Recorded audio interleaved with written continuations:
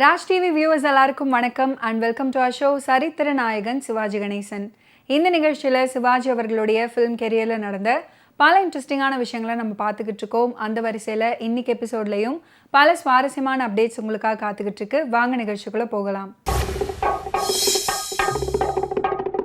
1959 வெளிவந்த சிவாஜி அவர்களுடைய திரைப்படங்கள் தங்கப்பதுமை, நான் சொல்லும் ரகசியம், வீரபாண்டிய கட்டபொம்மன், மரகதம், அவள் யார், பாகப்பிரிவினை ஆகிய திரைப்படங்கள். அந்த வரிசையில் தங்கப்பதுமை நடிகர் திலகத்தின் 53வது திரைப்படம். 10/1/1959 அன்று வெளியானது தங்கப்பதுமை திரைப்படம். 1959ஆம் வருடம் வெளியான 6 நடிகர் திலகத்துடைய படங்களில் தங்கப்பதுமையும் ஒன்று. வசூல்ல மிகப்பெரிய வெற்றி அடைந்த திரைப்படம். மறு வெளியீட்டிலையும் வெற்றியடைந்த திரைப்படம். இந்த திரைப்படத்தின் பாடல்கள் பெரும் வரவேற்பை பெற்றிருந்தன. 1959 இந்த திரைப்படம் சிறந்த தமிழ் திரைப்படத்துக்கான தேசிய விருது 2ஆம் இடத்துக்கான தகுதி சான்றிதழ் பெற்றது. ASA சாமி அவர்களுடைய இயக்கத்தில் ஜூபிட்டர் பிக்சர்ஸின் M. சோமசுந்தரம் அவர்கள் ப்ரொடியூஸ் பண்ண திரைப்படம். நடிகர் திலகம், நாட்டிய பேரொளி, MN ராஜம், MN நம்பியார் ஆகியோர் முக்கிய கேரக்டரில் நடிச்சிருந்தாங்க. இவர்களுடன் Kalaivanar NS Krishnan, TP Muthulakshmi, TR ராஜகுமாரி, குலதெய்வம் VR Rajagopal, புலிமூட்டை Ramasamy, D. Balasubramaniam, R. Balasubramaniam, K. Duraisamy, MR Saminathan போன்ற பல முன்னணி நடிகர்களும் நடிச்சிருந்தாங்க. மேலும் லலிதா, EV சரோஜா, லக்ஷ்மி ராஜ்யம் ஆகியோரின் நடன காட்சிகளும் இடம்பெற்றது. இரட்டை இசையமைப்பாளர்களான மெல்லிசை மன்னர்கள் MS விஸ்வநாதன் மற்றும் TK ராமமூர்த்தி ஆகியோர் இசையமைச்சிருந்தாங்க. இந்த படத்துல தான் அந்த புகழ் பெற்ற வசனம், இதற்கு தானே ஆசைப்பட்டாய் பாலகுமாரா, தங்கப்பதுமை. இந்த படத்துல சிவாஜி அவர்களுடன் இணைந்து நடிகை பத்மினி கதாநாயகியாக நடிச்சிருப்பாங்க. இந்த திரைப்படத்துக்கு நடிகர் திலகம் சிவாஜி அவர்கள் வாங்கிய சம்பளம் குறித்த தகவலை பார்ப்பதற்கு முன்னதாக இந்த படம் உருவான கதை குறித்து சுவாரஸ்யமான தகவலை இந்த தொகுப்பில் பார்க்கலாம். 1942 ஜூபிட்டர் பிக்சர்ஸ் எனும் தயாரிப்பு நிறுவனம் கண்ணகி எனும் திரைப்படத்தை தயாரித்து வெளியிட்டாங்க. இந்த தயாரிப்பு நிறுவனத்தை சேர்ந்த M. சோமசுந்தரம் மற்றும் SK மொஹைதீன் என 2 பேருமே மிகச்சிறந்த கலை ரசிகர்களாக இருந்தாங்க. இந்த காரணத்தினால தான் சிறப்பான திரைப்படங்களை ரசிகர்களுக்கு கொடுக்க வேண்டும் என விரும்பியிருக்காங்க. அந்த வகையில் 5 காப்பியங்களில் ஒன்றான சிலப்பதிகாரத்தை படமாக எடுக்கலாம் அப்படின்னு முடிவெடுத்து அதற்கு திரைக்கதை எழுதும் பொறுப்பை இளங்கோவன் அப்படின்றவர்கிட்ட ஒப்படைச்சிருக்காங்க. அதுக்கப்புறம் படப்பிடிப்பு வெற்றிகரமாக நடந்து படம் திரையிடப்பட்டது. இந்த படத்தில் PU சின்னப்பா கோவலனாகவும், கண்ணாம்பாள் கண்ணகியாகவும், MS சரோஜா மாதவியாகவும் நடிச்சிருப்பாங்க. இந்த படத்தை 1 கோடிக்கும் அதிகமான ரசிகர்கள் பார்த்து மகிழ்ந்தாங்க. படமும் வசூல் ரீதியாக மிகப்பெரிய சாதனை படைத்தது. அதை தொடர்ந்து இந்த படத்தை ரீமேக் செய்ய வேண்டும் அப்படின்ற ஆசை தயாரிப்பாளர் 2 பேருக்குமே வந்திருக்கு. அந்த நேரத்தில் ஹாலிவுட் திரைப்படமான தி எஜிப்த் என்னும் திரைப்படம் வெளியாகி மிகவும் பிரபலம் அடைஞ்சது.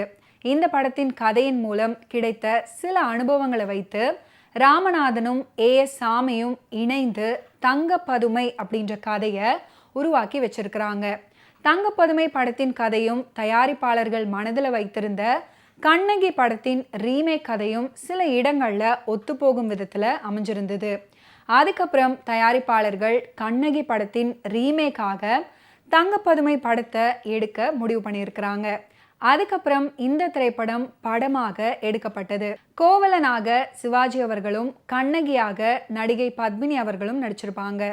கண்ணகி திரைப்படத்தில் உள்ள மாதவி கதாபாத்திரத்துக்காக தங்கப்பதுமை திரைப்படத்தில் மாயமோகினி அப்படின்ற கதாபாத்திரம் உருவாக்கப்பட்டிருந்தது. இந்த கதாபாத்திரம் ஆண்களை மயக்கக்கூடிய ஒரு வசீகர மோகினியாக நடிக்க வேண்டும். இந்த கதாபாத்திரத்தில் நடிப்பதற்காக முதலில் அஞ்சலி தேவி கிட்ட பேச்சுவார்த்தை நடத்தியிருக்கிறாங்க. அவங்க அந்த படத்தில் நடிக்க மறுத்திருக்கிறாங்க. அதுக்கப்புறம் நடிகை பானுமதியுடன் பேச்சுவார்த்தை நடத்தியிருக்கிறாங்க. ஆனால் இந்த முயற்சியும் தோல்வியில் முடிஞ்சிருக்கிறது. அதுக்கப்புறம் நடிகை டி.ஆர். ராஜகுமாரி இந்த கதாபாத்திரத்தில் நடிக்க ஒப்புக்கொண்டுள்ளார். இவ்வளவு போராட்டங்களுக்கு அடுத்தபடியாக தங்கப்பதுமை திரைப்படம் படமாக்கப்பட்டு மிகப்பெரிய வெற்றியும் அடைந்தது. இந்த திரைப்படம் அந்த காலகட்டத்தில் கிட்டத்தட்ட 8 லட்சம் ரூபாய் பட்ஜெட்டில் உருவாக்கப்பட்டிருந்தது. மேலும் இந்த படத்தில் நடித்த சிவாஜி அவர்களுக்கு 60,000 சம்பளமாக வழங்கப்பட்டிருந்தது. மேலும் படத்தில் அவருக்கு இணையாக நடிகை பத்மினி நடிச்சிருந்ததால அவங்களுக்கும் 60,000 சம்பளமாக வழங்கப்பட்டிருந்தது. அதைத் தொடர்ந்து மாயமோகினி கதாபாத்திரத்தில் டி.ஆர். ராஜகுமாரி நடிச்சிருந்தாங்க. அதனால் அவங்களுக்கு 25,000 ரூபாய் சம்பளமாக வழங்கப்பட்டிருந்தது. தங்கப்பதுமை படத்துடைய கதை என்னன்னா, ஏழை வைத்தியரின் மகனாக பிறந்த மணிவண்ணன் தந்தையின் கட்டுப்பாடுகளின் காரணமாக உலகம் அறியாத குழந்தையாகவே வளரப்படுறாரு. வணிகர் மகள் செல்வியின் கரம் பிடித்த பாக்கியம் காரணமாக செல்வந்தனாகிறான். ஆடல் அழகியின் அழகுல மயங்கி இன்ப கவிஞன் ஆகிறான். அதுக்கப்புறம் அரசலங்குமரியின் ஆதிக்க ஆசையினால் வேதாந்தி ஆகிறான். கடைசியாக ஆசை குழந்தையின் அரவணைப்பினால் மனிதனாக மாறிவிடுகிறான். நடிகர் திலகத்தின் தர்ம பத்தினியாக நாட்டிய பேரொளி, கண்ணகியின் மறு அவதாரம் போல பெண்களின் இலக்கணமாக அவங்களுடைய பாத்திர படைப்பு அமைஞ்சிருந்துச்சு. ராணி எம்.என். ராஜம் நடிகர் திலகத்தை காதலிப்பாங்க. அவரை அவருடைய தர்ம பத்தினியுடன் சேர விடாம தடுப்பாங்க.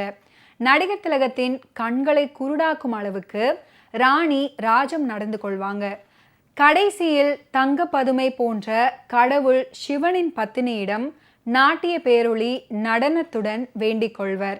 நடிகர் திலகம் மீண்டும் கண்களை பெற்று சந்தோஷமாக படம் முடியும். தங்கப்பதுமை படத்துல என் வாழ்வில் புதுப்பாதை கண்டேன் அப்படின்னு சந்தோஷமாகவும் சோகமாகவும் ஒரு இனிமையான பாடல். ஒரு முறையாவது கேட்க வேண்டிய ஒரு ஹம்மிங் இந்த பாட்டில் இருக்கு. இந்த பாடலுடைய சோகமான வெர்ஷனை பி. சுசிலா அவர்கள் பாடியிருக்கிறாங்க. 3 மணி நேரம் திரைப்படம். படத்தின் அடி 5819.23.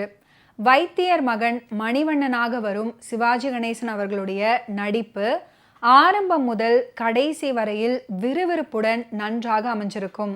உலகம் அறியாத வைத்தியர் மகனாக வந்தபோது அவர் நடிப்பிலும் பேச்சிலும் நடை உடை பாவனைகளிலும் அந்த உலகம் அறியாத தன்மையை நாம் முற்றிலும் காண முடியும்.